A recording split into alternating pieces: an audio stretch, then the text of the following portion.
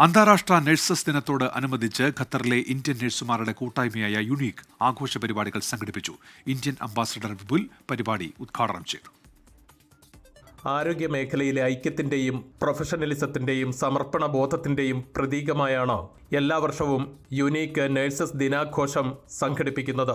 DPS monarch international school ഓഡിറ്റോറിയത്തിൽ നടന്ന ചടങ്ങ് ഇന്ത്യൻ അംബാസഡർ വിപുൽ ഉദ്ഘാടനം ചെയ്തു.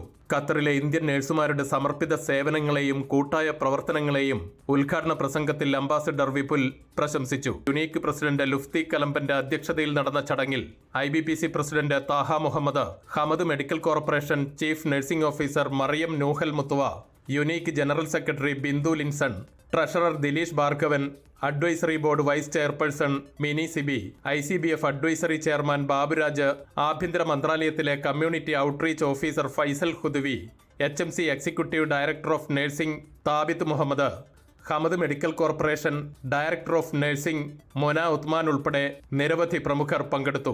യുണീക്ക് മൊബൈൽ ആപ്പ് പ്രകാശനം, സാംസ്കാരിക പരിപാടികൾ, പ്രത്യേക സേവനങ്ങൾക്കുള്ള പുരസ്കാരദാനം, ഡ്രോയിംഗ് മത്സര വിജയികൾക്കുള്ള സമ്മാന വിതരണം തുടങ്ങി വിവിധ പരിപാടികൾ ചടങ്ങിനോടനുബന്ധിച്ച് നടന്നു.